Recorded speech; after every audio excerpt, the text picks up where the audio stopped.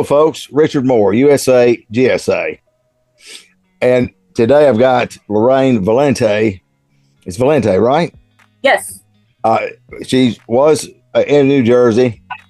We'll talk about that. The Garden State, I believe it is. And now she's in eastern Kentucky, the Appalachian Mountains.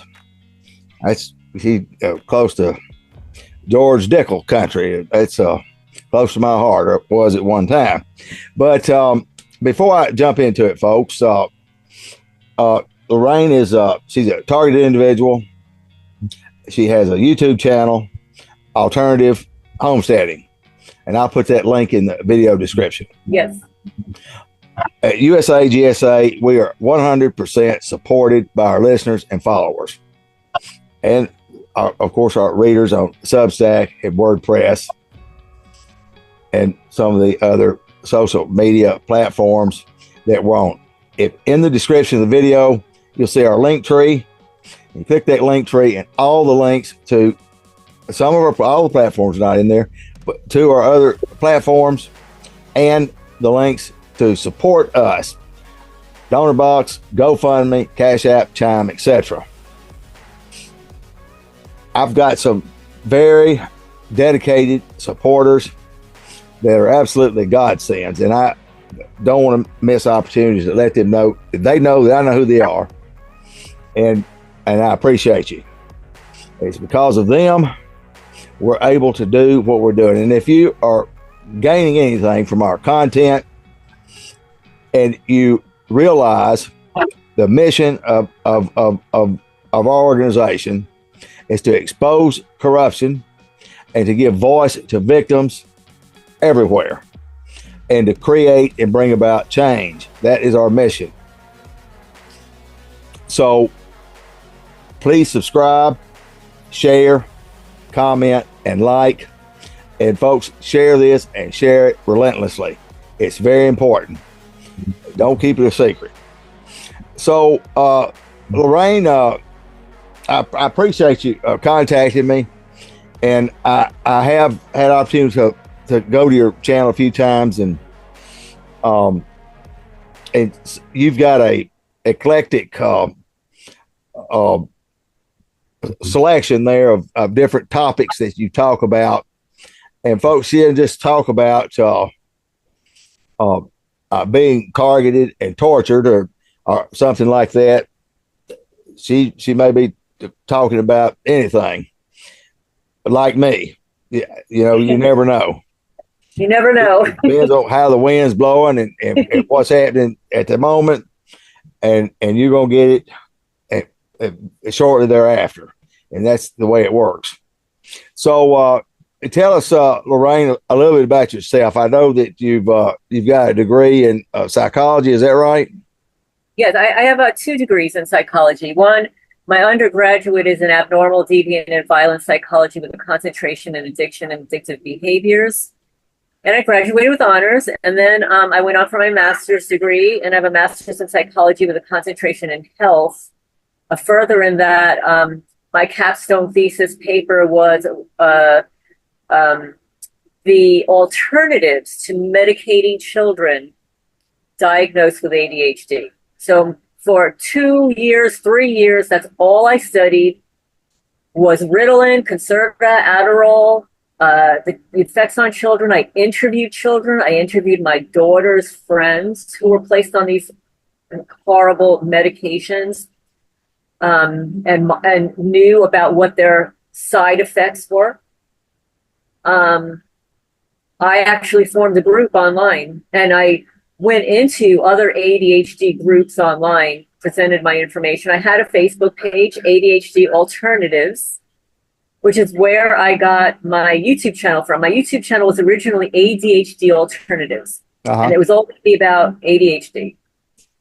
And then when that wasn't going over so well in the mainstream world, I switched it to Alternative Homesteading, which is a farm now in rural Kentucky.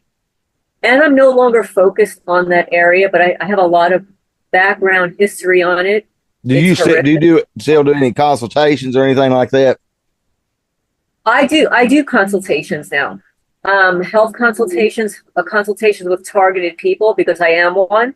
I understand what they're going through.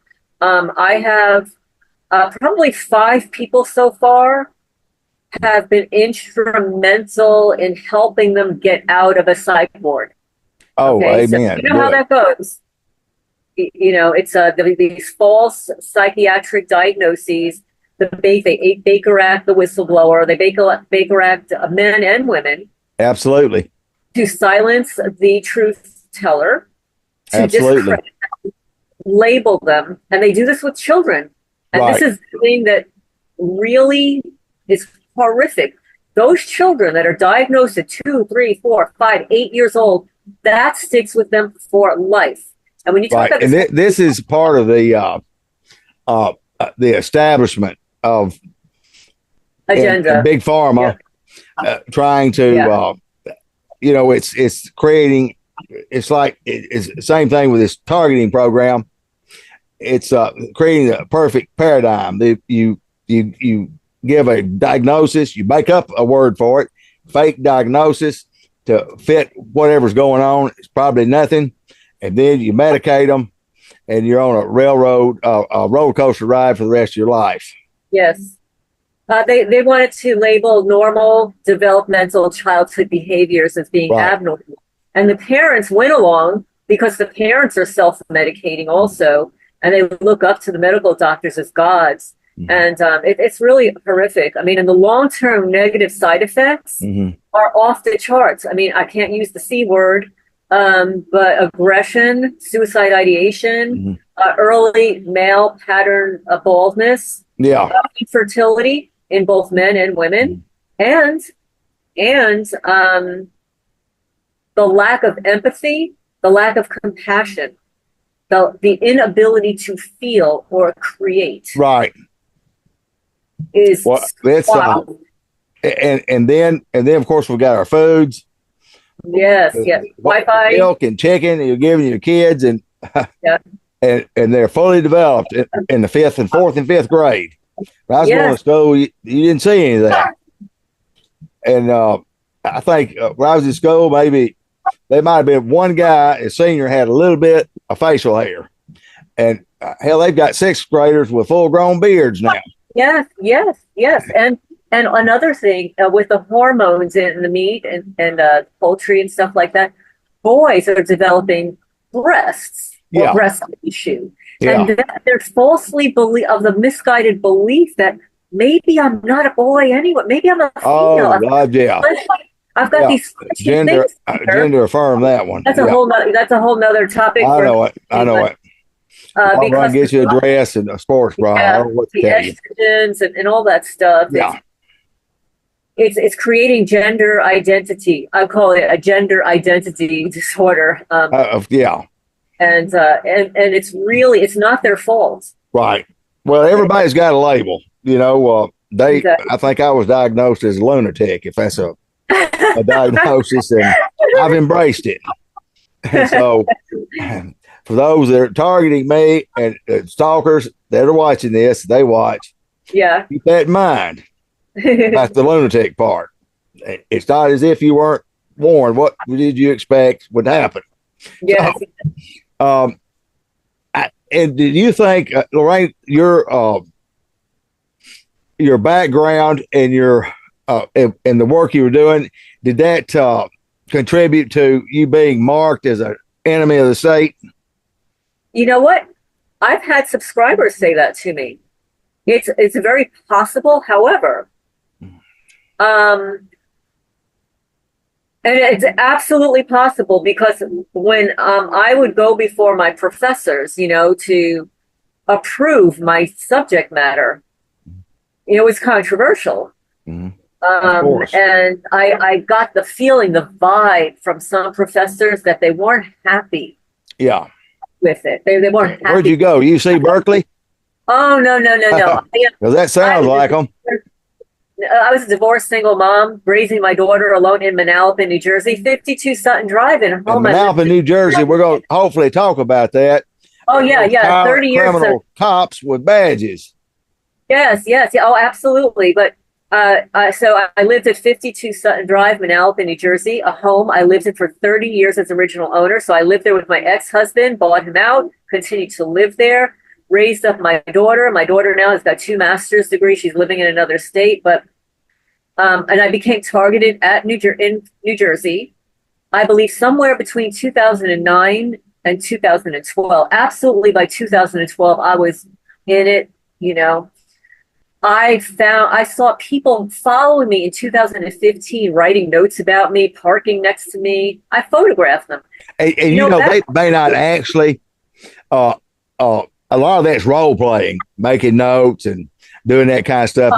They're wanting to send these visual cues. Yes. And to change those neurotransmitter pathways in your brain. Yes. After that's the sensitization. And then after a while, you know, that's what's going on. Yes, but you know, back then I didn't know what it was. So right. I was always proactive and I took photos of everything. You know, I cared for a feral cat colony. I was going to school full time. I had a daughter driving back to her university, you know, in another part of New Jersey. And I became targeted sometime between 2009 and 2012 for certain. And the Manalapan Police Department were involved. They were discrediting me every time I filed an incident report with evidence. Oh, nothing happens. Not only nothing happened, but they double down. The report. They falsify the report. And let me just explain to the viewers how it works in New Jersey and Manalapan, okay? Now, the Manalapan Police Department is extremely well funded, okay? Very well funded. They've got new everything. They've got a beautiful police department. When I left there, they had created a new building with a thin blue line, you know, all the way down the driveway and everything. Equipment through the kazoo. They had the ability to wipe clean my security cameras, get into my house, because what they did is, at one time, you only had to register your house alarm with them annually. Then suddenly, to appease the public about spending for the police department, they got rid of a few cops. They're saying, oh, no, we only have this many cops now. Well, what they did, the ones that they fired, they set them up in a new business in another state to monitor our house alarms. So we had to register now annually, pay a fee annually, have a website that we go to update our personal information. To give them access to it. Yes. That's a Fourth Amendment violation. Absolutely. I was horrified at the time, you know, divorced single mom, and I had cameras through the kazoo. So I had the centrally monitored alarm system with a well-known alarm company. Then I started to install. Now you're free to. I'm not going to put you on the spot, but when you're talking about any of these cops or any of these people that are contribute to this corruption, then I absolutely welcome and embrace that you've named these individuals. That I'll let you use your own discretion. Yeah, I'm going to. I will. When I get to how they set up the neighbor and how they broke into my house without a warrant, I will absolutely name those people. Very good. So, this is the backdrop on Manalapan is a very, I'm not going to say it's affluent, but so the medium income is like $120,000 a year. The medium house now is about $550 a year now. What part of the state is Manalapan in? Manalapan is in Monmouth County. I mean, what geographical area? Is it the northern or eastern part of the state? New Jersey. This was New Jersey. Oh, it's in New Jersey. Manalapan, New Jersey. Oh, yeah, I didn't know. I mean, I've been to New Jersey a couple of times, but what I know. Yes. No, so New Jersey, I lived in, it was Monmouth County. The zip code would be 7726. I literally live within walking distance of the Manalapan Police Department, the high school, the post office. Chris Christie's territory. Yeah. Well, he's not there any. Yeah. Ain't that the truth? I was there during his reign, where he was like, he told everybody to not go outside, but he was like sunbathing on the beach. Yeah, I'd hate to have seen that. That somebody. That's one day you didn't harpoon him. Yes. Okay, so I became targeted between 2009, 2012, but I didn't have a name for it. I didn't know what it was. I saw people following me. 2015, people were taking notes about me. U-turns. Oh yeah. There were women in SUVs stalking me, hanging out at the end of my driveway at home until I got home, like just watching me. People would drive by my house and start photographing me with a camera. I didn't know it was street theater. Okay, I didn't know what it was. But during Street theater harassment. It's pure. It is deep harassment, constant, 24/7, and it's relentless. And I had military people following me. Yeah. And from Manalapan into Englishtown on a daily basis, you would see them, and I'm thinking, first of all, let me just give you a backdrop. Like I said, I was a divorced single mom. I was going to school full time. And I went to school full time online. I went to Walden University. First, I went in person to Hunter College, and then I ended up transferring my credits online. It's too difficult to have your own business, which I did. I had my own staffing business. So what I did is I staffed IT professionals at the World Trade Center. Another long story, but so I worked a splits business with other recruiters. So what I did was I was good at the internet. I was good at sourcing and interviewing these IT guys. I was dating an IT guy at the time. I ended up buying the book. I studied about network engineering and programming, and I was interviewing these IT professionals for the other recruiters in New York City who were doing everything via fax machine. Okay. So I was getting the resumes via email, printing them out, faxing them to them, and we get what was called a split business, 50-50, 60-40, whatever. So I had my own business, raising a daughter in Manalapan, going to school full time, and going through a horrendous divorce, 3+ years divorce. And then I have the Manalapan, New Jersey. Is he out of the picture now, or he's not part of the deal, is he? Oh, no. Okay. No. I've been divorced since, I think, 2002 or 2003. Yeah, same here. Yeah, so all this started happening around 2009. Okay. Hurricane Irene, Hurricane Sandy, and there are a whole lot of incidences leading up to it. But every time I would file an incident report with the police department, I'd read it. It would be completely falsified. Lies of omission, omission of facts, changing the facts, saying in an incident report, she appears to be paranoid. Oh, yeah. She appears to be paranoid. And they gaslight you, of course. Gaslighting. You said this. No, I didn't. Gaslighting. When I attempted to change the reports, he ignored me. Yeah. The person in charge back then, it's the retired former chief of police, Michael Fountain. Michael Fountain. What's he doing now? Just a civilian stalker? Probably. They don't retire from being creep stalkers, folks. They never retire. They go into private contracting, security, gang stalking. Yeah. They go work in schools as a security guard or whatever. They don't retire. Oh, no, they sure don't. They're control freaks. Mall cops. Yeah, exactly. They're all control freaks. Walmart door greeters. Yeah, absolutely. So now he was part of it at the time. Then there was his lieutenant, Thomas Mantle, who I actually met with in person to get one of the reports changed. And he had the narcissist grin, the grin that goes up on the side. Huh. He refused to change the report, even though it was factually incorrect. Right. Factually incorrect. We're gonna do Brady complaints on them. I'm gonna hopefully get you started on that, and we need, as you know, I'm a citizen reporter. We're a citizen reporter with the National Brady List, and and I want to expand and have Brady reporters in every state. Yes. And multiples in every state.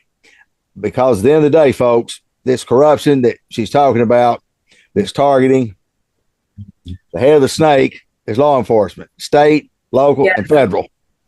And on the Brady list, we hold them accountable, as well as prosecutors and judges.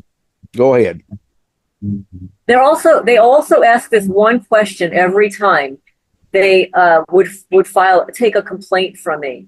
They would always ask me, "Do you live alone?" Like as if living alone. Right. That's strange, isn't it? It's a very, yes. And they would always ask me that question. And actually, they did something to my mother, and they actually wrote that she lived alone when she was living with a partner for years. So they have this. Have they harassed your mother at all? Yeah, absolutely. I had a deputy sheriff call my mother and tell her that if I didn't check in somewhere, that they were going to arrest me for being around somebody that had a gun. My mother was horrified. I believe it. I told her, I said, look, I said, ignore them. If they could have arrested me for anything, I wouldn't be talking to you. I'd be in jail. Right. I said, two, that's a made up charge. And three, you can rest assured that all hell is going to break loose. And I drug them through it a couple of times in federal court, and they know it. They spent money on attorneys, our money, but they had to talk about things and had to do a lot of things that they weren't comfortable with. And I've done that 5 times, folks. And for a future reference, folks, I'm just getting warmed up on that. So you can rest assured. And I'm getting better at it too. I'm getting way better. And I can articulate it better than I could yesterday. I'm better today. Yes. And you can believe one thing. The platform of exposing this program, the main platform, I believe, is of course when we go to vote in federal courtrooms. Yes. Well, with regard to my mother actually gave testimony to the officer because, I lived there for 30 years. She knows what my house looks like, what it doesn't look like. She knows that it was vandalized. And they actually wrote in an incident report things that she never said. Yeah, of course. Her words. My mother was furious. My mother worked compulsive liars. My mother worked for a law firm for like 32 years. She was livid that they twisted her words. You know why? Because she's in her 80s. Yeah. You take advantage of women, and they do take advantage of women. They do it. They target the golden age in Florida. It's rampant. Seniors go there to retire, and ladies and gentlemen, they tell you, yes, thinking that they go there and they, especially from New Jersey and all in the north and northeast, they go down there to spend their golden years in the Sunshine State, and they are being exploited in every way imaginable, folks. It is absolutely breathtaking. Yes. Well, the incident that I'm describing to you. Yeah. She's in New Jersey? Yeah, this is Manalapan. Okay. Yes. No, my mother lives in New York, but she would be visiting. She would visit me, several times a month or whatever. So she knew what was going on. She actually hired, she encouraged me to get a private detective. Yeah, and that's a fox guard in the hen house there. And then she hired a surveillance company without telling me that came to my house. They wouldn't even talk to me inside my house. They told me outside. They said, "Don't call the police anymore." Right. They've seen this before. They tried to set people up, discredit people, or whatever. Of course, I didn't know that I had horrible things happening inside my house. Yes. Needed to be reported. And they like what? Oh, the vandalism, the poisoning of my cats. They killed 3 animals of mine. Yeah, they saw literally a magnolia tree in front of my house. That I bought as a baby. Magnificent tree. Somebody was sawing the branches off. Literally, you could see it. Yeah. Sawing and burning, breaking the branches off, knowing that this was going to get to me. They burned the letter M in one of my other trees, and I didn't realize that they were putting me in some kind of MK Ultra program. That's in trauma-based mind control. They want to drive you in to hopefully get you maybe in that rabbit hole, and that's all you talk about, where you can get completely dismissed and marginalized. But MK Ultra is real; it's a real thing, folks. Absolutely. And that program and their tactics and so forth is still in play. Everything is in play. Everything. You think they banned COINTELPRO in the 70s? Yeah. No, it rebranded it. It's COPS program, old whore, new dress, and they're targeting millions of Americans in plain sight.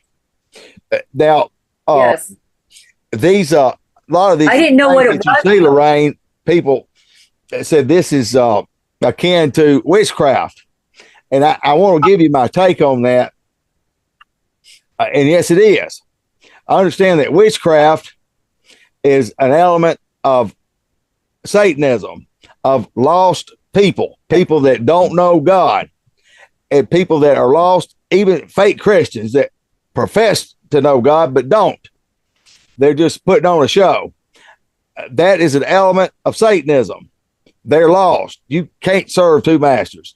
Either they're serving God or they're serving the devil. It's not 5 or 6 to choose from. It's God or the devil, period. This program is completely evil. And so anything that's done in this program, of course, is going to appear, some things is witchcraft. That's what all of it comes from the devil himself. And so that's why you see the different faces of Satan in this targeting. Yes, well, and I have photos of all of this too. I have the letter M burned in my tree. They did the same thing here in Kentucky. Wow. But I actually cut part of that tree down here, so you can't really see it anymore. Right. But I didn't know, I never heard of MK Ultra. You don't understand. Let me back up to the kind of person that I was. Okay. I was busy all the time. I'm not political, didn't watch TV, and I did not vote. Mm-hmm. Okay? What I did not know the difference between a Republican and a Democrat. I didn't care. I was clueless. I was one of those clueless Americans who just worked my ass off trying to support my daughter and go to school, keep a beautiful home. Okay? Had no interest in any of it. I did not know what the FBI did for a living. I didn't know what the CIA did. I honestly, I did not know. I didn't know. I'm telling you. I just knew that they were. Now, don't you? Oh yeah, absolutely. I'm overly educated on the topic now, but back then, I didn't know. I didn't know what the program was. I didn't know any of it. I didn't know what MK Ultra was. But I'm astute, and I'm observant, and I'm also spiritual, and I know what witchcraft is. Okay, I studied symbols because I was a professional astrologer. Okay. So I study the planets and the planetary motions and stuff like that. So when you're studying this, you come across other things that you may or not be interested in, but they're symbolic. These are symbols. I know that there's. So would it suffice it to say that you don't believe the Earth's flat? I don't really know. I don't know. I'm not even going to entertain that. Well, if it is, I think I'm close to the edge. But go ahead. I think that we're all spherical. That's what I think. I think we're spherical because if the Earth is flat, then all the other planets are flat, right? Mm-hmm. So I don't know. But we've been lied to from history. We've been lied to about everything. Yeah, like the moon landing. Oh, definitely. Pearl Harbor, 9/11. And you know what? I'm so upset. about the moon landing because that was my birthday. Yeah, I was so back then like, oh, they landed on the moon on my birthday. I Like I was know. so, I'm no. My papa, he this is at North Alabama, and he was a, a moonshiner, a mechanic, alcoholic, and a bunch of other things. And he had a few quirks. In daylight savings time, he never would change his clocks. He said, "I'm not going for that." At the same time, I'm not changing that. It didn't make sense to him. And he said, and didn't nobody land on the moon? Everybody thinks that's crazy. And, you know, as kids, we kind of laughed at him and thought he was crazy. And, oh, Lord, little did I know. It always seemed The a wisdom. little fishy to me, but again, I don't pay attention to these things. Life is too busy, you know? Right. So I'm getting back to New Jersey. You know, this is going through 2015. Mm-hmm. And then my house had been broken into several times, clearly broken into. But what happened was in New Jersey, everybody has like a garage that's attached to their house. And they use those zappers, you know, garage door opener. Yeah. And a lot of people don't lock the interior door because they figure, oh, those things are easy to hack. They drive. I know. Well, I found out the hard way. People would drive into their garage, close the garage door, go into their house. And I did that for years, except if I were going away for more than a day, and then I'd lock everything up.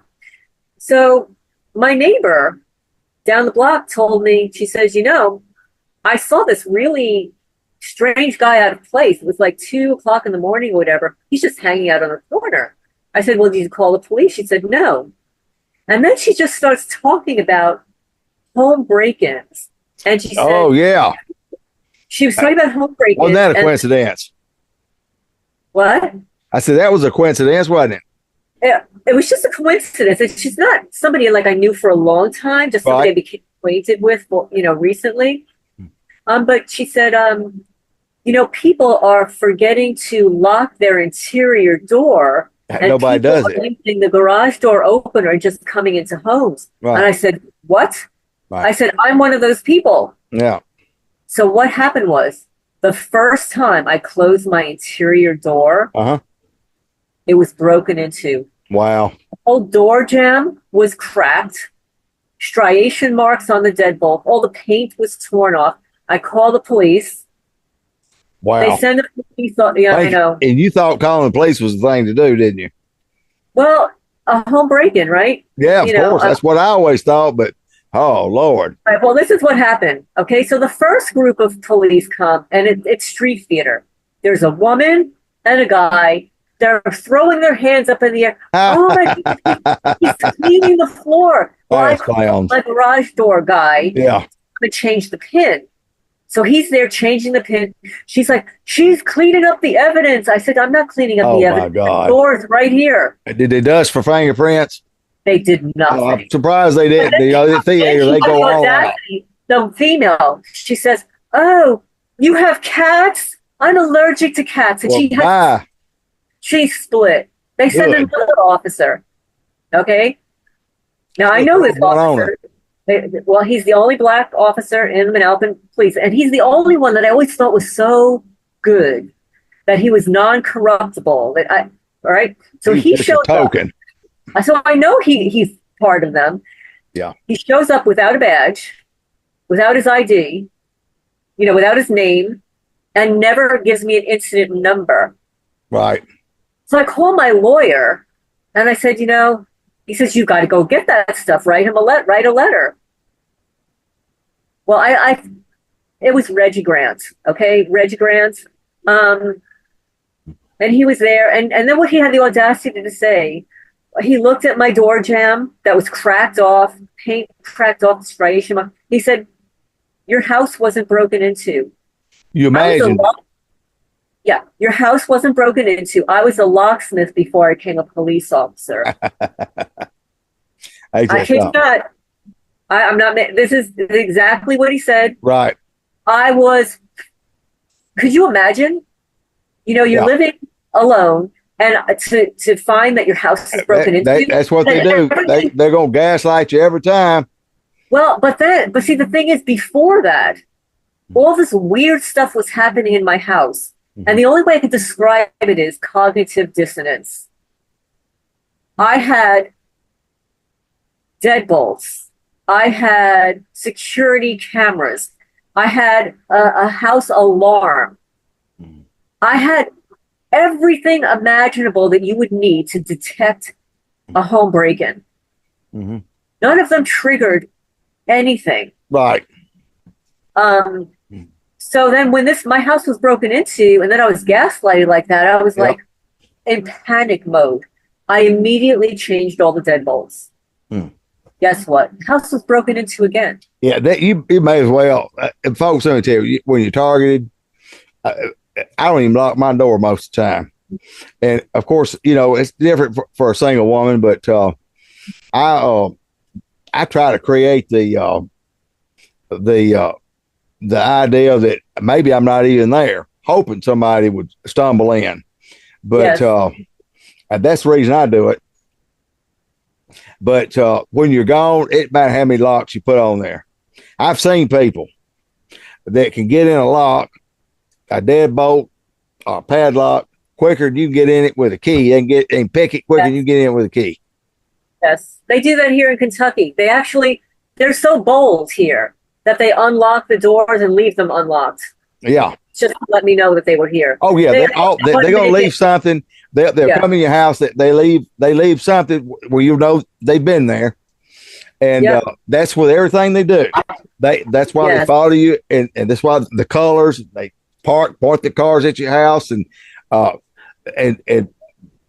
jingle their keys and whistle all this crap and this thing. They want you to be aware of what they're doing to you. And that's the only way it works, to destroy you psychologically, and then of course that destroys your physically. Absolutely. Stress is cumulative. Right. Yes. And long term, I just did an article on that. Yes. Long term, a person that is aware of being under surveillance 24/7, just under surveillance. Not any of this, not the break-in and the poisonings and the all this other stuff. It has irreparable. It causes irreparable damage to that individual. They absolutely diminish psychologically and then physically their whole life, and their personal being absolutely disintegrates long term. And that is that's what we're talking about. Yes, I read an article on my channel about that with in Stasi, Germany, called Zersetzung, and they with the people that were under surveillance. Also, I've read that as well. The lack of joy, anxiety, depression, all of that. Right. Because to think about this for a minute, you have an intimate partner, and you know that some pervert or a group of perverts. You better believe it. They're watching you. With a capital P, folks. Yeah, capital P, exactly. Yeah, and the P stands for a lot of things. Yeah. It does. So anyway, getting back to this home break-in was around 2016. Shortly after that, it happened again. And then there was an attempted. It was at 2:00 in the morning. My cameras got it. My cats alerted me, and it was installed. Let me backtrack. Because I lived there for 30 years as original owner, most of the people around me started to move out as their children grew. And I was going to be one of those people soon too, as my daughter graduated school and went to graduate school. I was getting ready to sell my house. So literally during this time, I'm renovating my house, renovating my bathrooms, new screens, new tile, new bathroom, new kitchen, furniture, just everything imaginable. Patio pavers. I spent so much money renovating the house, knowing that I was preparing to sell it after living there all these years. Right. And what people were destroying everything. I know it. I incurred more than $300,000 in damages. And then the Manalapan Police Department are responsible for it. Go ahead. Absolutely. Because when I called my insurance company, the insurance adjuster to come over, and I had everything played out, out for them, photos and stuff. The Manalapan police broke into my house and stole my folder with my antiques. Yep. I collect antiques and photographs. Me too. They got a tractor trailer load for me. I had an umbrella policy on my house, $1 million umbrella policy, cover my antiques and everything. They stole the folder with all the photos of my furniture and my antiques. They stole it. And when I showed the police officer, that Reggie Grant guy, I opened up my closet. I said, my closet is completely disheveled. Somebody had gone in there, took everything out, stuffed it back in. Yeah. They're absolutely pathetic, demonic maniacs. Yes. And the sad thing about it, Lorraine, is when we talk about this, and people listening, and especially in rural communities where everybody knows everybody. But let me tell you, folks, you think you know everybody. There may be a couple of people in town that does know everybody, and they keep them isolated. But yes, deacons, preachers, mayors, the chief, the sheriff, your insurance agent, and on and on and on. These people are involved in this debacle here. Yes. This is the holistic approach to policing, which simply means everybody participating, members of the community, yes, private companies, public companies, elected officials, etc., working together to have a better community, a safer community. They're talking points. Everybody goes along with it. But the reality is that's just talking points. Your community is not safe. It's not better. And so crime's gone down. That's because they turned the volume down. And yes, when they want to get something, they turn it up. They control the crime. They control the drugs. And you're going to see a lot of that in Eastern Kentucky, and especially in Appalachia, where they have absolutely destroyed communities all through there up into West Virginia and those areas with methamphetamine. And it is absolutely it's a problem. It's a problem up there where you are. Yes, yes. So I'm just going to fast forward a little bit to 2018, actually July 25, 2018, about 9 months before. Well, let's back up a little bit. After my long-term neighbor, Andy and Chris, moved out next door at 54 Sutton Drive, they moved out. They sold their house to Steve and Vicky, but they didn't really live there. They lived Steve and Vicky. That sounds like Barbie and Ken. Do they have last names? Yeah. There's Sarantino. Sarantino, okay. Yeah, so they lived next door for exactly a year. I didn't see her very much. He was there most of the time, and he was spying on me. He would actually hide out in the shrubs on the side of his house. Do what? He would hide out in the shrubs on the side of his house with his phone, watching me. Lord. I kid you not. That ain't so. He would jump onto my porch and open up my front door, and he stole my cosmetics. Community-oriented policing is the home, is the landing strip for perverts, NAMBLA, and everybody else. They love it, boy.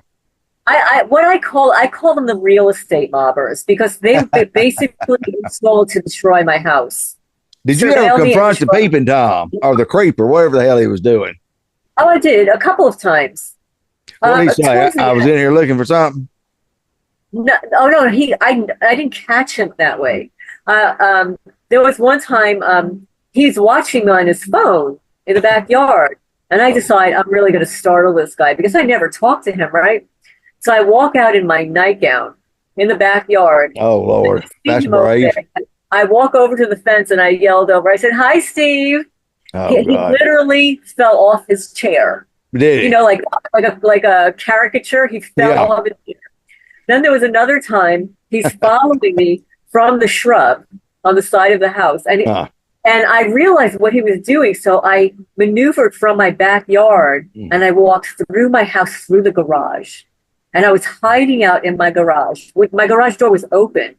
And then I peeked over and I see him hiding in the shrub. Mm-hmm. And then I walked out like a little bit quickly and he saw me and he just turns his back and he walked away. And then another day, like I walked across the street to see if anybody else could see this loser hanging out in the shrubs. And from across the street, they didn't see anything, did they? Couldn't see. No, of course not. You were imagining all this, Lorraine. What? You imagined all of it. That's I lived there for 30 years. I know that's the deal. You know, that's the way they dismiss the victims. Is you don't know they're seeing everything, aliens. And, they're crazy. I knew all of my neighbors who lived there. We all moved in around the same time. We all had kids that grew up together. And then when they moved out and the new people came in, you become very suspicious of the new people coming in for a good reason. They were the ones that were set up by their informants. Yeah, they move them in. They move them in close to you. Yes, and they pay for the rent. And yes. They're doing that to me, and and I've got to move them out as fast as they move them in. Yeah, I promise you that. Well, they would allow their children to take their motorized scooters and drive them up and down my driveway. Never their driveway, only my driveway. And then a year to the date, they moved directly across the street. Yep. The new perps, the new informants moved in. And that's where I want to get to. Okay. Because this is where I've got the evidence. All right. So they moved in. They closed July of 2017. The new informants, the husband and wife with the new baby. From the time they moved in, well, first of all, they left the house vacant for about a month. Who leaves a house vacant for a month before you move in? Was very weird. Weird. You know, they do it here a lot. It's it's a revolving door. You know, these real estate people and people that have rental homes and so forth that are working with this deal. They keep these deals fixed where they can shuffle folks around and it's a very sophisticated measures that they take, folks, because what we're battling against is Big Brother. These fusion centers give them all the data they need, the mass surveillance. There's nothing that any person in the United States of America, anybody, has that's private. Your text, your emails, everything. Nothing is private. They know. And so all that to say this. So a targeted individual gets evicted. They have to move, whatever reason. Can't find a place. They might have had some prospects, but those fall through. They circumvent those things, and they will absolutely channel that person and get them into the property. If people buy the property they want them to buy, yes, and they buy the place, they move to a new area, only to find out they're surrounded by stalking, perpetrating creeps. It's like that here. That's how it works. Absolutely. I didn't know. What did I know? Yeah. So anyway, I want to backtrack a little bit about Steve and Vicky, because when they were moving across the street, and it wasn't just Steve and Vicky, her brother was living with them, and then they had a guy from Connecticut who looked like a thug. I believe he's one of the people who was destroying my house. It's like they brought him as a contractor. But on the day that they're moving out, and they had very little things, they were hardly living there. They were just there to surveil me. Right. I'm outside gardening, and I'm talking on the phone with my mother. So I put the phone down, so I'm hands-free. So he walks by me. I said, "Oh, so you're moving across the street. It won't be so as easy for you to harass me from diagonally across the street." And he says, "Well, you're crazy." Really? I said, "What?"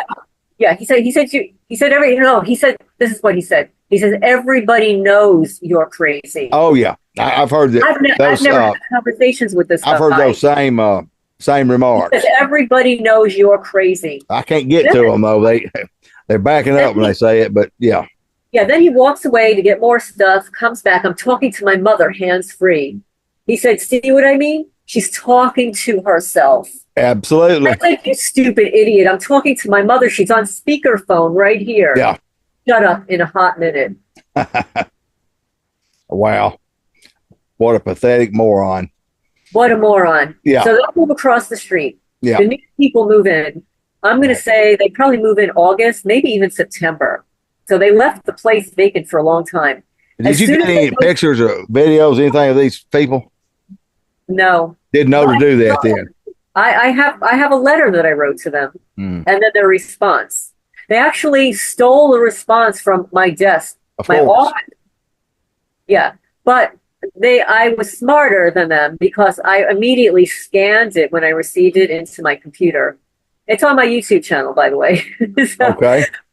Yeah. So so what they did is they would follow me when I would be gardening, and I was a gardener. I was out there every day.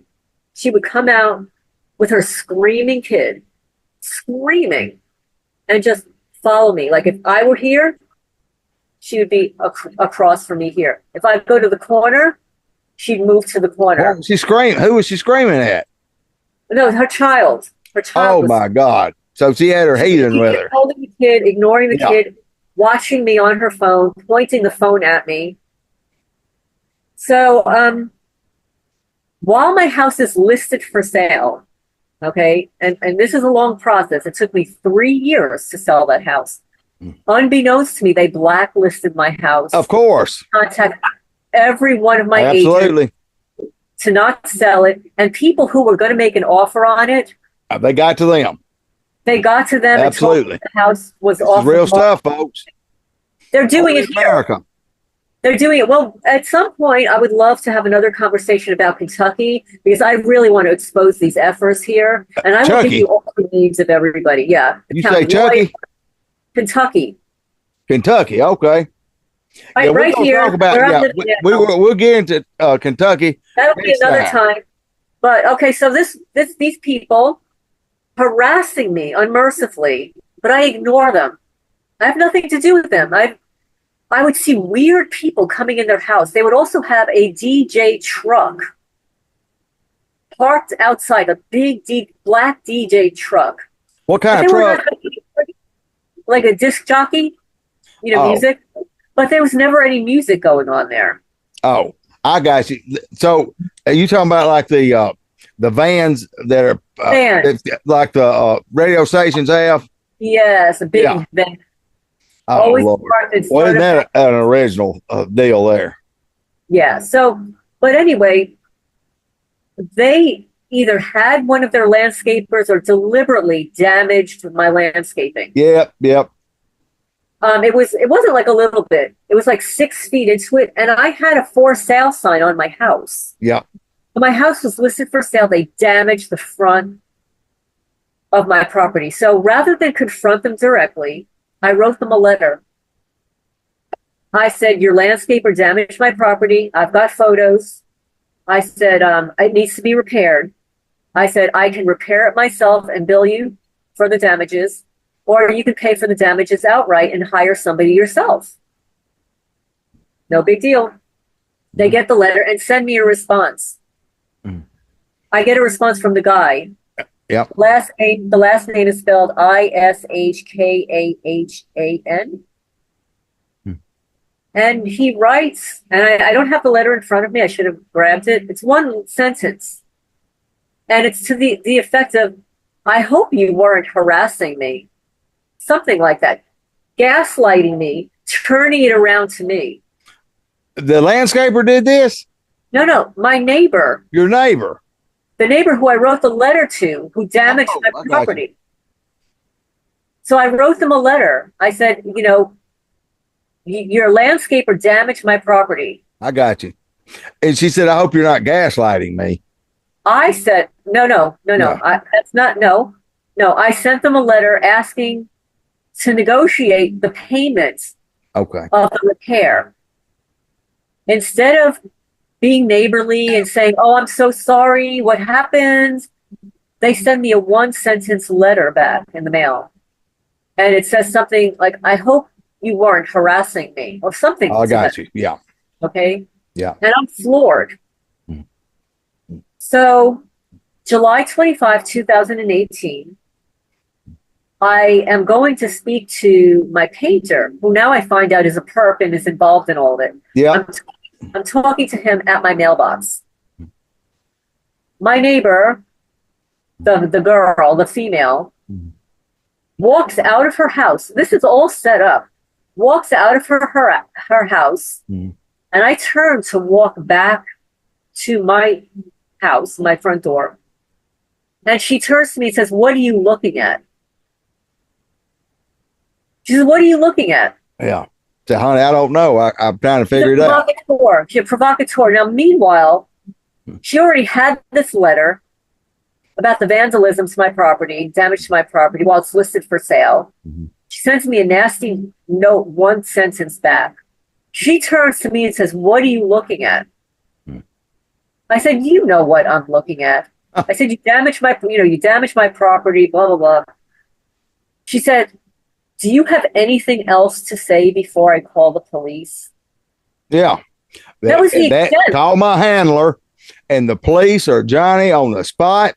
If they not gonna listen to anything you got to say, the only thing they're gonna do is tell you how many different ways you're wrong, and that you're gonna go to jail if you say it again.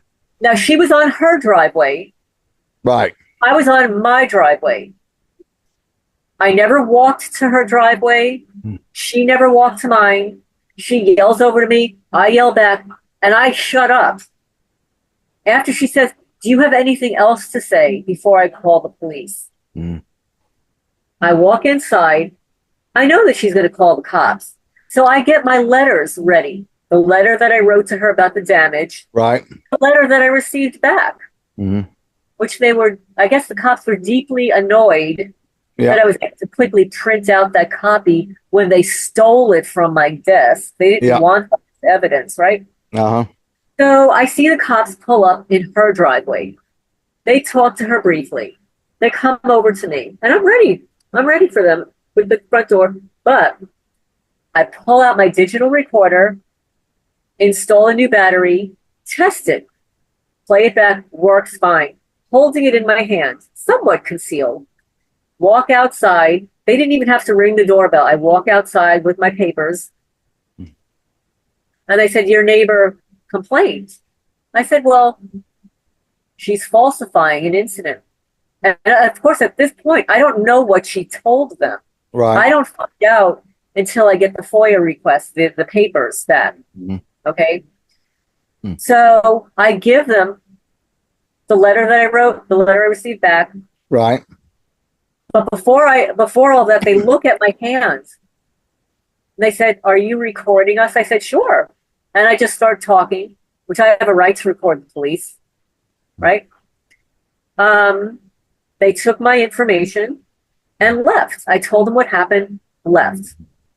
Go back inside, go to play back the recording. The battery is dead.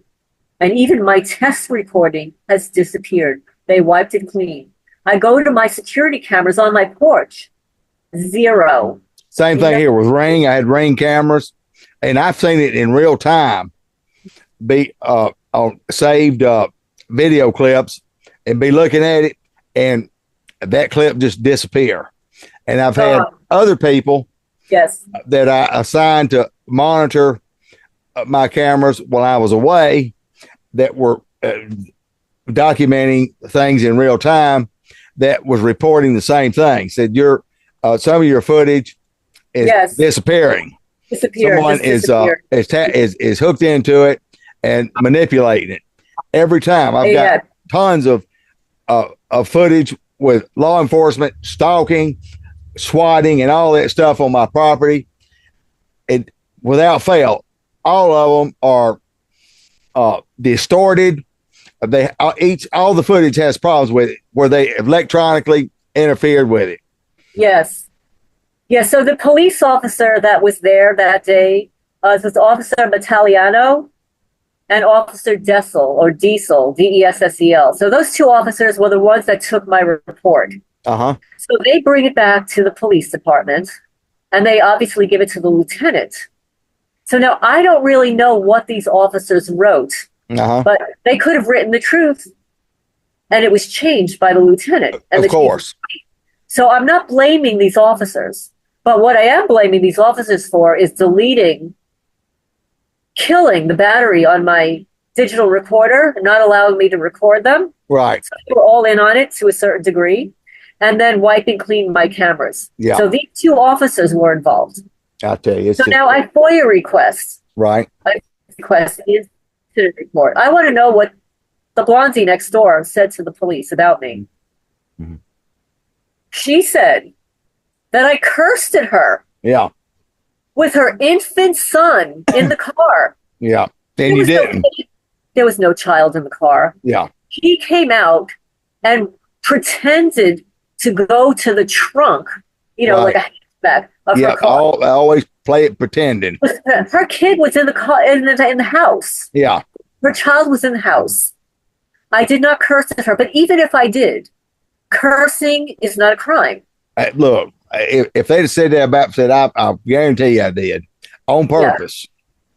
But I didn't. That's nothing compared to what that child is being subjected to with their perversions and tactics of torturing other human beings. Yes. It was all a lie. It was all a lie. And when I get the report back, and I'll give you, it was incident report number 18 MN 1919-494. And I'll tell you what it said. It said that I was a terror threat. Big bold print. Citizen dispute, and that I displayed disorderly. They completely paint.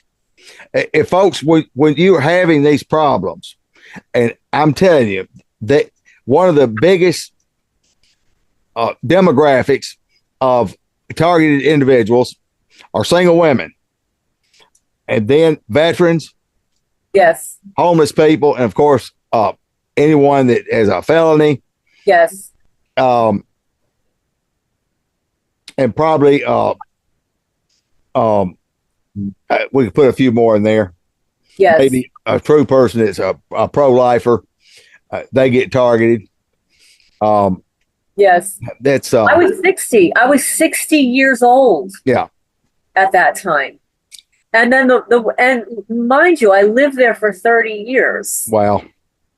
And this one is living there 9 months. And now you're a terrorist threat. And they take her testimony over mine. Of course. That's incredible. They're gonna make you look crazy on paper every time, Lorraine. Right. So that happened. And after that I wrote them a letter. I wrote to the chief of police, Michael Fountain. I wrote to Lieutenant Thomas Mantle at the time. Now he's a captain. I wrote to Captain Edward Neitz, who's now the chief of police there. Uh-huh. I wrote to them. I said, could you please describe these, I don't know what they call them, this terror threat. What does that mean? Yeah. They couldn't tell you. They never responded. Of course not. They did not respond to any, even via FOIA. They did not respond. And this is very important. None of the incidents of my house break-ins, the vandalism, this ever made it to the police blotter. Everything makes it to the police blotter. If little Johnny down the block steals an apple from the neighbor, that's going to be in the police blotter. Do you know why, Lorraine? Let me tell you why they don't answer you.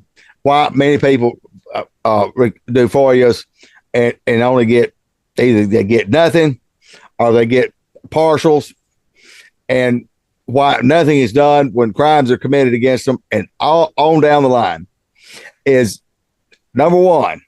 Once you're put on that list, the first thing that is recognized and accepted by these oath takers, oath breakers, is that your constitutional rights have officially been chilled. Yes. Another word for that would be rendered null and void. Yes. They're not going to tell you that. Well, yeah, you have constitutional rights, but no, you don't. Once they have put you on the list, the Constitution no longer applies to this individual. Right. And we can violate every single right, and we can do it and do it relentlessly. Yes. We'll go through the motions. We'll take the road, but every time the victim is going to be wrong. They got raped. They were wearing short skirts. Right. And it's going to be something. The victim is always going to be marginalized and dismissed as the actual criminal. Well, the reason I want to highlight this particular incident is because I have the proof in writing in their report that they labeled me a terror threat. Wow. And at that point, I'd like to see a copy of that. Yes, I read it on my channel. I'll have to go get it. I've got the incident report number. You, just take a picture of it and send it to me. They labeled me a terror threat. 60-year-old woman walking on my driveway. Right. Refused to answer me about what it is or change the report. And they're not labeling the terror threat is the chief of police that's providing drugs and guns and sex trafficking, human trafficking, destroying property, all this stuff. That's the terrorist. But she's the terrorist because she dared complain about it. That's right. You're supposed to sit down, Lorraine, and curl up in the fetal position. Not me, honey. And close yourself and isolate yourself and take your torture like a grown-up. Don't say nothing. I said, off camera, the reason I've been touching my eyes is that they've been radiating my eyes. I actually had radiation burns, especially on my left eye, since the middle of May. It's a real problem. I mean, it's a serious stuff. But the reason a lot of targeted people say, well, I can't prove it. When I FOIA request the FBI, they say, we can't confirm or deny you're on any list. And I got the same damn letter from the FBI. Well, look, I've done the same thing. I've done FOIAs to the FBI on myself. And to all those agencies, it comes back, we don't have any record. None. Right. Knowing that's a damn lie. Well, in 2008, they don't have any record until they try to charge you with something, and then that record becomes from nothing to 10 miles long. I think what they did here is I had been on a list already because this had been going on for years before. Right. They probably need to renew a grant. They knew that my house was going to sell, and it did sell. It sold the next year. Yeah. I think they do those grants every 2 to 3 years. Yes. So this is in July of 2018. They labeled me a terror threat with disorderly conduct. Okay. Yeah. A disorderly conduct. Total. Because BS. you told somebody to get the hell out of your yard. Now you're a terrorist threat. Total BS. Yeah. And I'm going to say it again. It was Lieutenant Thomas Mansell who's involved. And we're gonna get him and those other pathetics on the Brady list, and we're gonna expose them. And for those listening, and especially at Manalapan County, these are all in that area. You get this stuff. Yes. Put it in your social groups. Expose these people because we're gonna do it. And we're not gonna stop. What they did to me is unconscionable. So let's fast forward to December. Okay? 6 months later, they start with the torture again. But meanwhile, my house had been broken into several times before. My pets were poisoned. They were hit with directed energy weapons. My cat, on Christmas, they stole her, took her eyes out of her head. Yeah. Threw her out in the rain on Christmas Day. I've got distinct photos on my Facebook page. And when I tell you, folks, these people have sold their soul to the devil. Now, they didn't have a formal ceremony, hail Satan and all that stuff. That's TV. When they took part in this program and played their little part, whatever it is, ever how small they think it is, knowing your conscience, you know right from wrong, knowing that this seems a little screwed up, but they're saying it's okay, but hey, I'll get used to it. You have effectively sold your soul to the devil. Yes. That's what you've done. And these are the characteristics of that happening: destruction, lies, rumors, smear tactics. All of these things are elements of the devil, not elements of someone that has a moral compass. And these folks do not have a moral compass. They do not. And I'm talking to all of them, whether it's Grady Judd in Polk County, Florida, or Chris Naco in Pasco County, or that moron in Manalapan, New Jersey. Yes. We're going to call a spade a spade. Yes. Well, what happened was on December 10, 2018, so this is 6 months after the provocateur, informant, perpetrator that lived next door at 54 Sutton Drive, next door to me, in a home I lived in for 30 years as original owner, harassed me and reported me to the police and lied through her teeth. 6 months later, I get a phone call from Lieutenant Thomas Mantle. He said, could we stop by with a property loss statement? I said, you've never given me one before. He said, oh, yes, we have. I said, no. You're mistaken, yeah. Before. I said, I would have it. I would have filled it out. I would have had copies of no. Yeah. I said, you want to drop it or drop it off? I thought they were just coming over to drop it off. They were literally down the block. Hours go by because they had their little plan for me. Mm-hmm.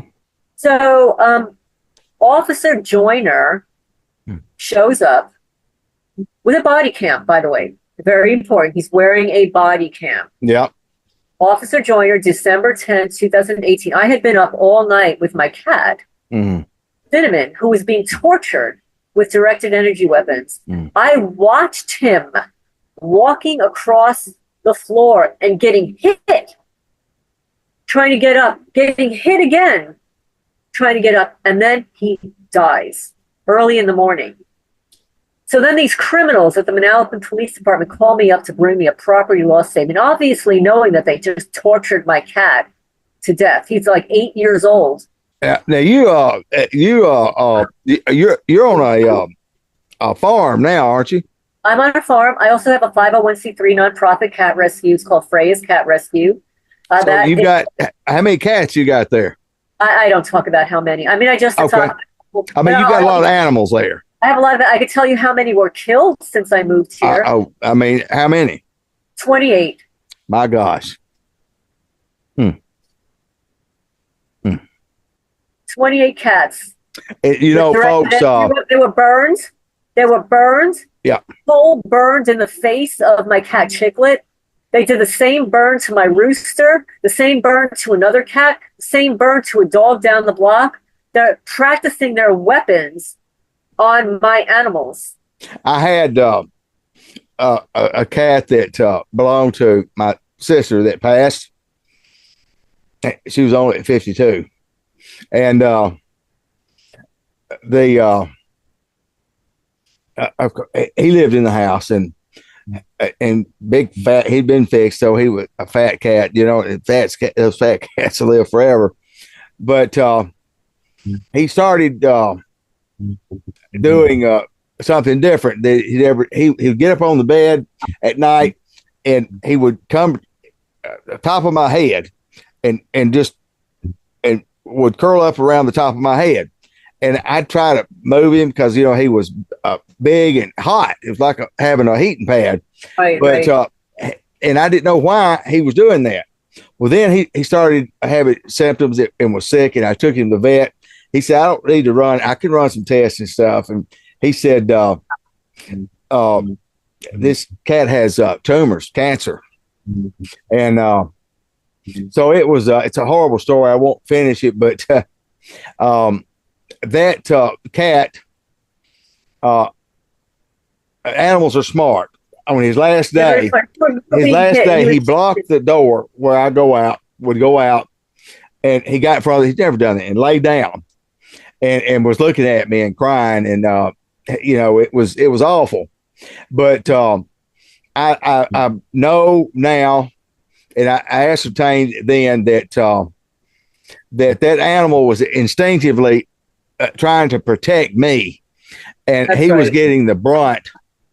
That's right. And I now know beyond a shadow of a doubt that that I was heavily electronically targeted. I talk about it seldom. I've talked about it a few times in that particular area.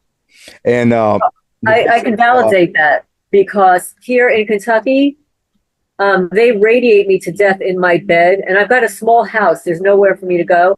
Every animal that I have brought into my house, into my bedroom, they have killed, including. I hate that chicks. For you, Lorraine. That's you're telling so many other people's story that love animal lovers, like myself and you, and I just it is.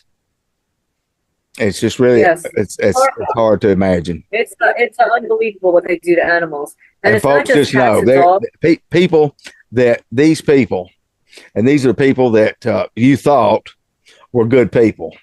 No, they're not. And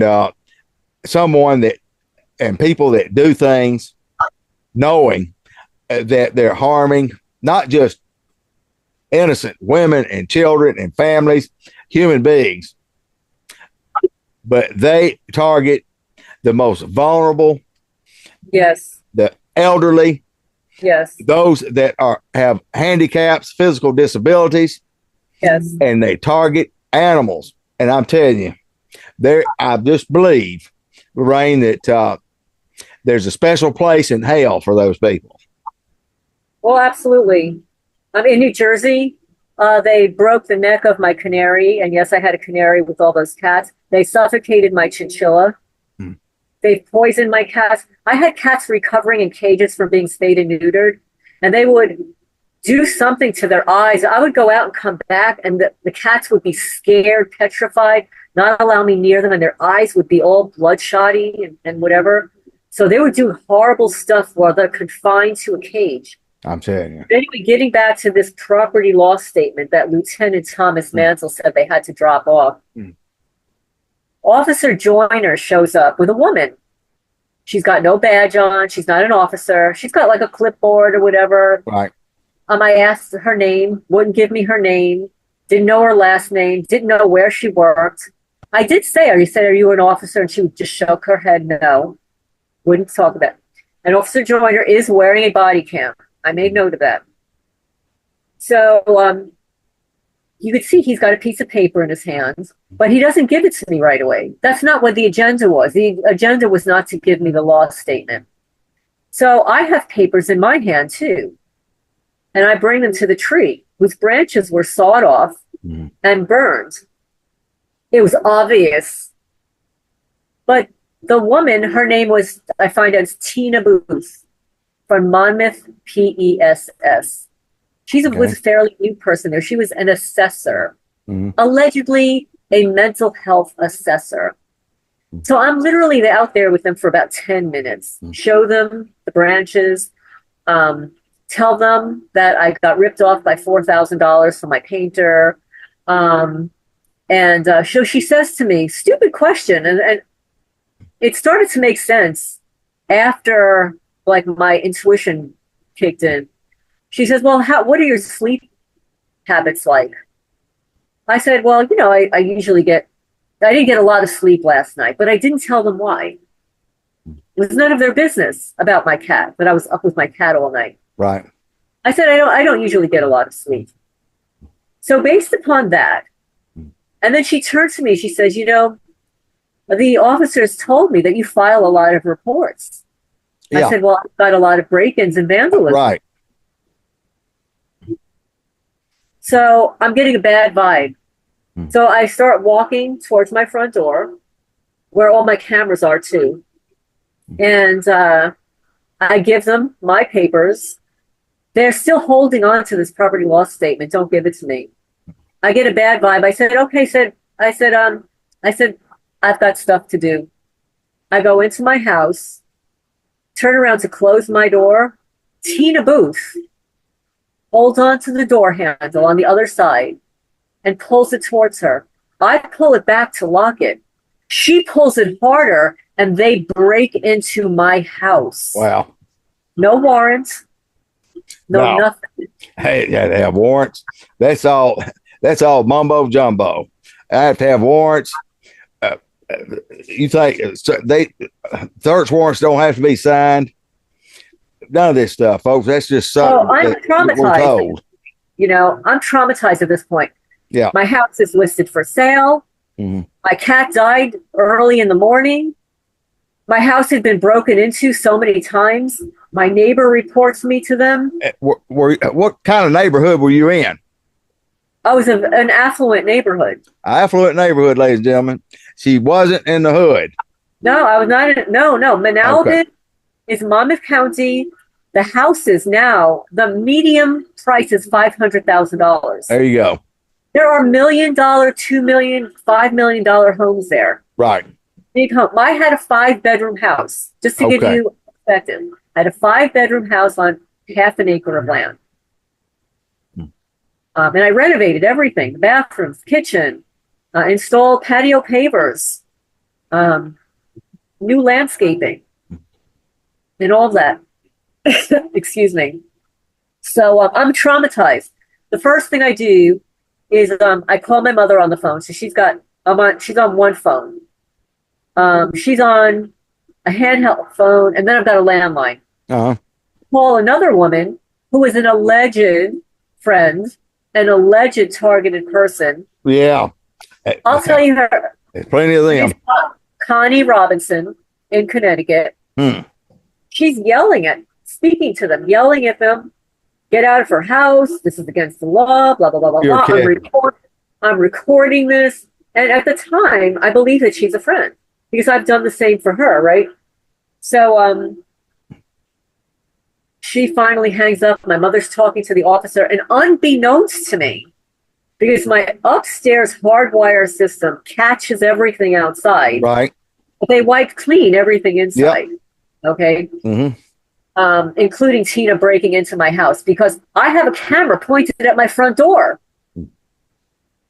And they wiped that clean. They destroyed the evidence. The Manalapan, New Jersey Police Department destroyed my evidence. And when I FOIA requested the body cam.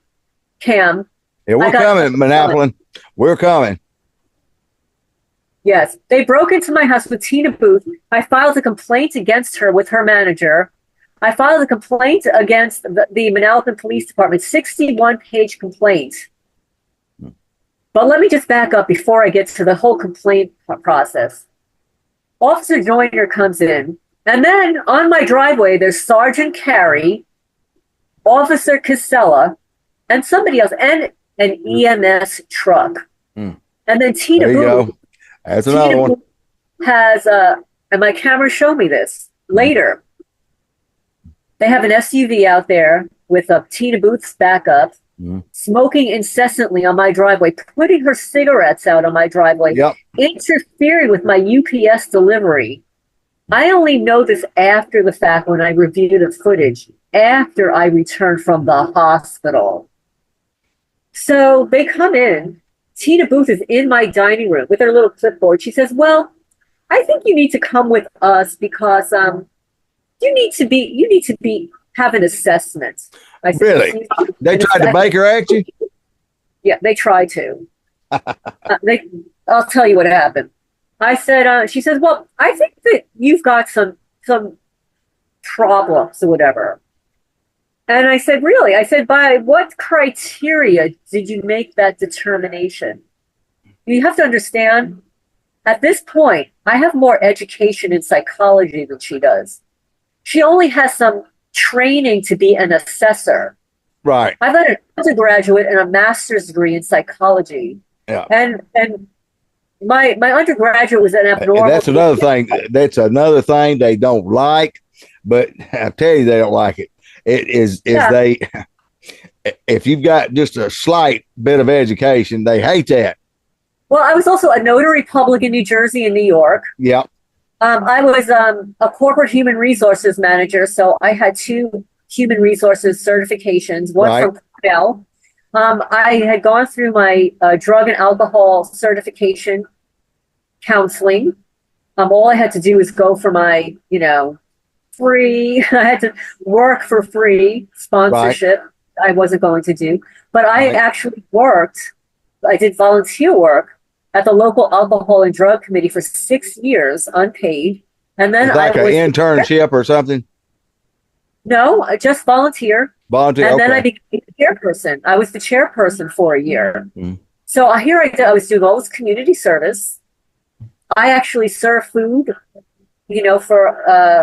for the disenfranchised, during Thanksgiving and stuff. I did a Uh-huh. lot of community service. I cared for feral cats for 16 years. Yeah. So they did this to me. They set me up with this Tina Booth, and I will report her every step of the way. She had no license. Good. She was newly hired. Her boss refused to give me her title or what she did. So what they did is Officer Joyner says, well, he says, you have a choice. You can come with us voluntarily or involuntarily. Yeah. There was an EMS truck outside. Really. So I'm thinking to myself, like, I'm doing this. I know I'm going to be home soon. Like, I just know. Mm. So I knew that if I said, I'm not going to go with you, he would have handcuffed me because he's a little fucker. I know that they would have handcuffed me in my house. Yeah. And I said, okay. I said, I'll go voluntarily, but I need to lock up my house. I need to use the restroom. I need to feed my cats. He follows me to the bathroom. Yeah. I go to grab my handbag. He goes to take it from me. Oh, yeah. I said, you let go of my handbag. And then Officer Casella is inside trying to open up my slider door, which is dead bolted lock horizontally and vertically. I said, could you get off my door, please? Really. I'm going to break my door. It was a Pella door. It's like an expensive door. And so all this stuff, and I get packed up and stuff, and I tell my mother. So I go outside. The EMS truck is already there. They're waiting for me down the block. They pull up. I go in there, lock everything up. And there's an officer on my driveway that does not leave. My security cameras catch him there at least another 40 minutes. Really? What was he doing? They were inside my house. They were looking for evidence. Oh, my God. Evidence. Yeah. I'm telling you, folks, you can't make this crap up. Yeah, you can't make it up. They're doing what they want, when they want, whoever they want. That's right. Let me tell you, and God forbid anybody start talking about it like you and I. They absolutely hate me, and I want them to keep hating me. I'm gonna keep it talking about it. It's unconscionable. Yeah, of course it is. They did to me, totally unconscionable. To put me saying I'm a terror threat, to put me on a death list. Yep, that's the facts, take folks. My rights. Oh no! Lieutenant Thomas Mantle, Edward Neese, Sergeant Carey, who ended up calling the hospital. Yeah. And putting on my report there, which, by the way, I never checked myself in, never signed anything. I don't have medical insurance, so I wasn't going to pay for anything. But they did try to charge my Medicare. Yeah. So that's fraud. It's all fraud. Everything that they did was fraudulent. So I only saw a nurse while I was there. I told the nurse that I'm there against my will, that I will be going home today. Yeah. They said that I had to give them urine. You want to know why? The Manalapan Police Department drug tested me. Of course they did. I was wondering that didn't come up positive, mysteriously. Well, okay, I need to back up. One, I don't smoke cigarettes. I don't smoke weed. I don't do any drugs. I don't take an aspirin.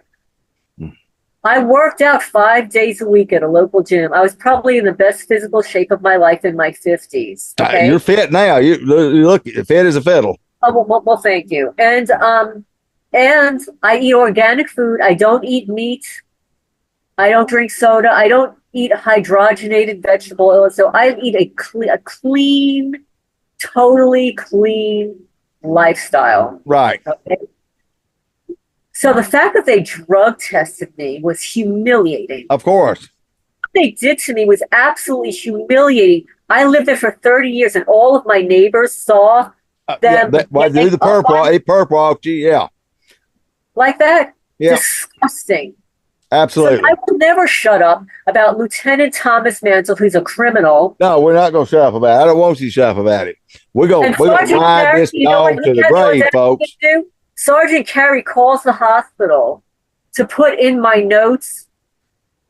Well, she has 30 cats. So what? Wait. But her house is clean. But what he failed to say was, she's got a 501c3 nonprofit cat rescue. Right. He was trapping. Oh, yeah, they leave out those details. She trapped her feral cats because she was moving. She was not going to leave her feral cats behind. But you got to understand, Lorraine, these to be in law enforcement, that bar is real low. They have low IQs, and they're not playing with much. That is a statistical fact because they shy away from people with higher IQs because they say they're bored easily, and we can't keep them.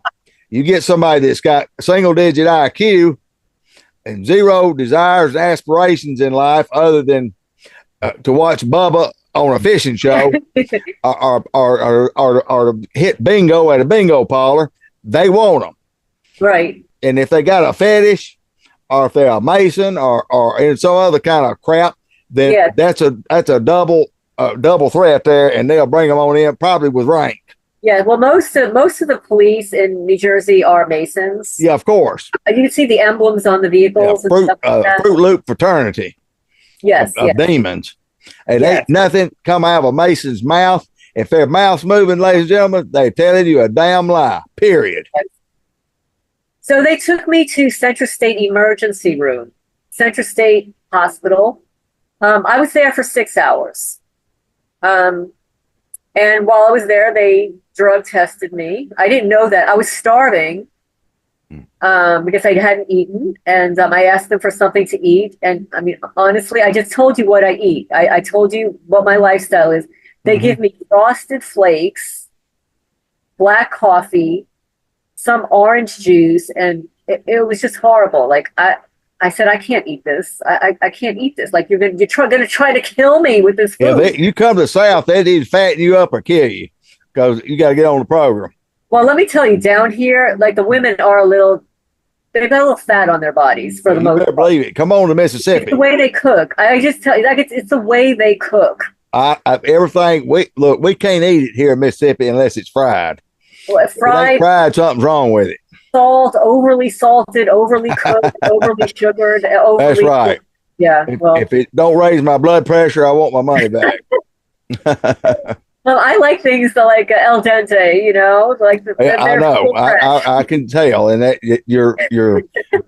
you absolutely reflect that lifestyle that all should be more conscious of it. It is a lot of cases difficult, but I was 6 years a vegetarian for 6 years, and I'd smell chicken cooking. It did make me hungry, and I just absolutely was. It just one day it changed, and I ate a Big Mac. But I was at my best weight, that best shape I was ever in. I felt better. So diet, a proper diet. I'm not saying that you have to be a vegan or a vegetarian, but a proper diet and exercise and supplementation. And I'm talking to everybody, but especially if you're targeted, because you're dealing with an overwhelming stress factor, and your body cannot defend and do what it was made to do if you're putting garbage in your body. Absolutely. It's bad enough that I'm being radiated. Like my eyes are so bad. It's kind of concerning since this happened actually like a week after I had my an annual eye appointment, and everything was fine. And then a week later, I'm radiated, and I've got my eyes are like literally oozing and bloodshot and half the size. Like my eyes are usually like big, now they're like half the size, like slits. It's probably something more anyway, sinister. There's probably something even deeper and sinister when you talk about your eyes, the eyes of the cat, and so yeah, there's it's a probably, symbolism. huh? It's the symbolism of the eyes. Absolutely, The eyes right, are the window right. to the soul. Totally agree. The eyes are the window to the soul. Yes. And they don't want you to see. They don't want no. That's right. They want you to be blind. That's right. And want. Absolutely. So while I'm at the hospital, they drug test me. I have to wear this a gown, but before that, I ask for a paper and pencil. And this is for anybody out there that this happens to, that you're taken to a hospital, whatever. Make sure before they take away your phone, you photograph everything in your handbag. You get a piece of paper and write down everything that's in there of importance. Right. Fold it up, stick it in your sock. That's what I did. I folded up the piece of paper. I stuck it in my sock. They took away my handbag.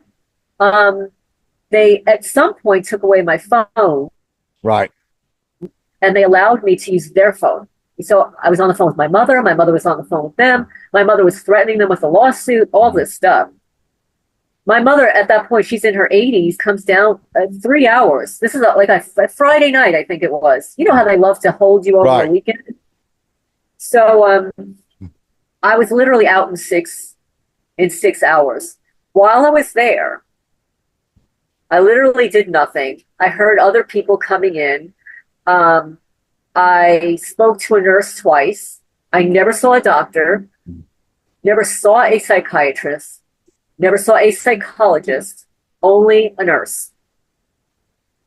When I got my report back, I saw that Sergeant Carey had called and left those 2 derogatory comments that she has 30 cats, but her house is clean. Like, what does that have to do with anything? He failed to say that my house is listed for sale and that all of those cats were recently trapped and being socialized to live in my house until I could move. Yep. Helped to tell them that. I kept telling the nurse, I said, I'm here against my will. This is retaliation by the Manalapan Police Department. My mother's going to be coming here to pick me up. They didn't really say anything about it. And then 6 hours later, my mother's there. They signed me out. It was after that, I find out that I incurred $3,400 in invoices. Oh. I disputed every one of them. I filed a complaint with the EMS. I filed a complaint with the Central State. I filed a complaint with Monmouth PESS. I filed a complaint with the police department. All the people are behind it, folks. I pulled it all together. And then a few months later, with the help of a targeted female nurse who researched Tina Booth and says she doesn't even have a license. She says, you've got more experience than she does. I filed a 61-page complaint that I sent to you. I sent you part of it. To the Attorney General, New Jersey Criminal Investigations Division against the Manalapan Police Department for insurance fraud, medical fraud, psychiatric fraud, falsification of reports, stalking, harassment. I mean, I just compiled a list of all of their violations. What they do is they send me a letter that they're going to send it to the prosecutor's office. Well, I had already gone to the prosecutor's office.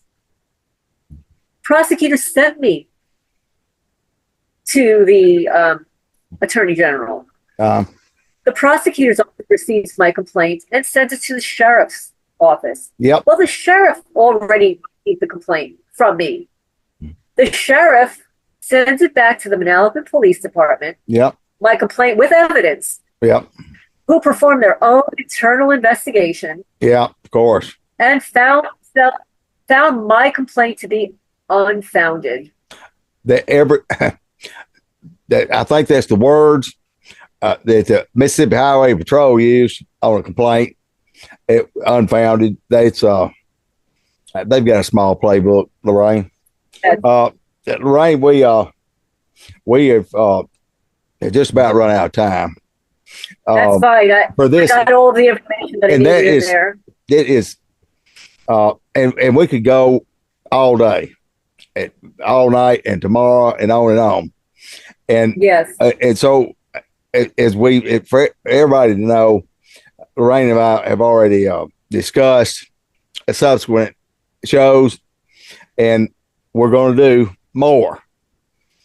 This is important information, and Lorraine has a lot to share, and I want to give everyone an opportunity to get in on this. And we have talked about Manalapan County, and she's laid that out, and we're going to do some things and make these Brady complaints and make sure that these pathetic criminals with badges get exposed for the atrocities that they are currently committing and have committed and will continue to commit until we, the people, those people that are listening to this, if you're not part of this problem, but you're not a victim of this problem, there is no middle ground. There's no Switzerland in this deal. Either you with it or you're against it. If you're against it, I encourage you to stand with us and to join us and help us as we continue to bring these things out and to expose these people.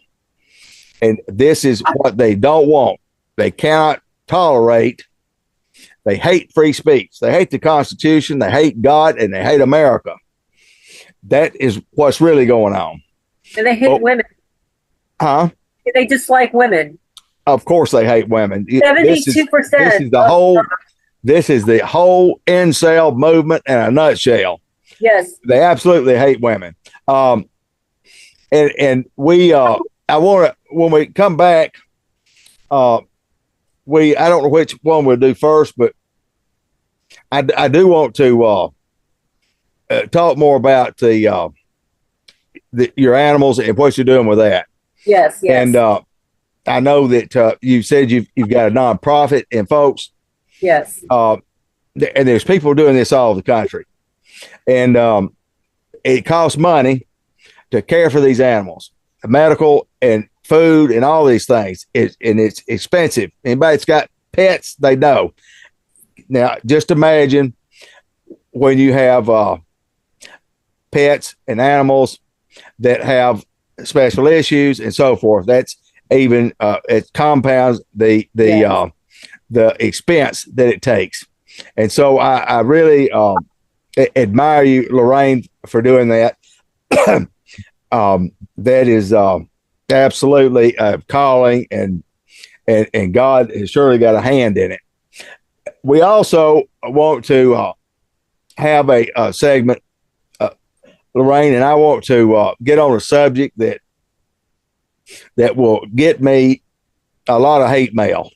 And so get mine for that, for the trolls and the haters and deplorables, because I'm not going to pull any punches. But we're going to do a show, and I'm going to talk in detail about targeted justice.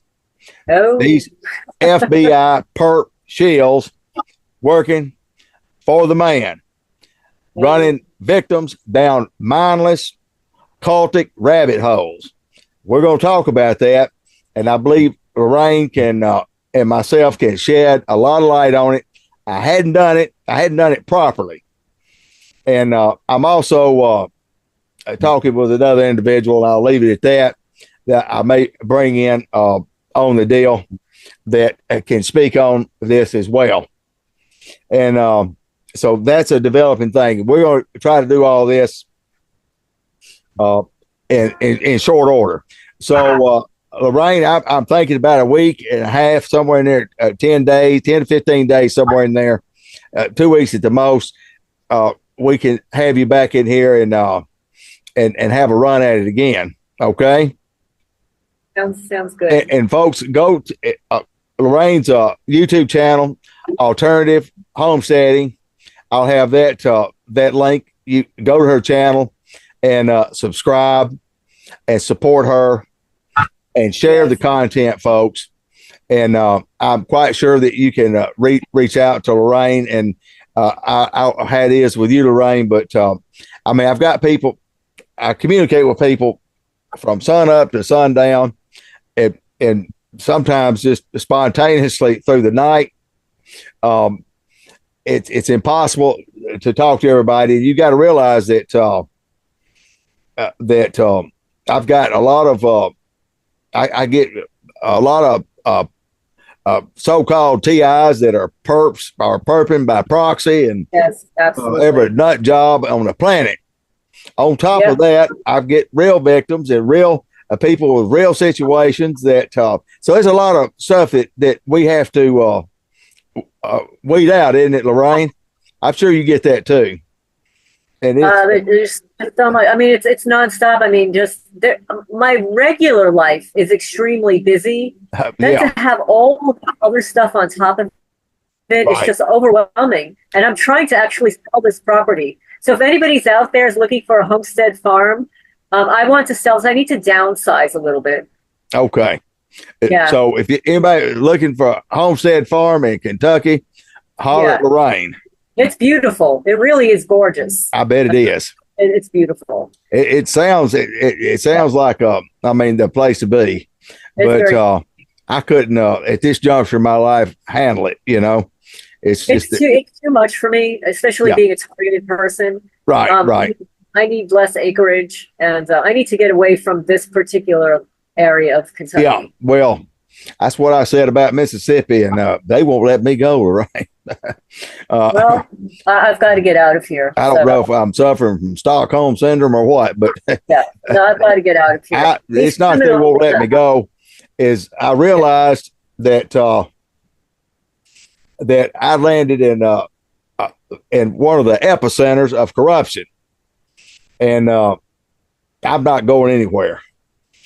As much as there's things that I dislike, but I tell you what, I'm just happy as a hog in slop, being right amongst them and expose them and making them uncomfortable and their crimes and sin and everything else. Well, all right, Lorraine, I appreciate thank you so much. And I hate we've absolutely run out of time, and I enjoyed it and looking forward to having you back on. Okay, and folks, remember, share, subscribe, like, and until next time, God bless.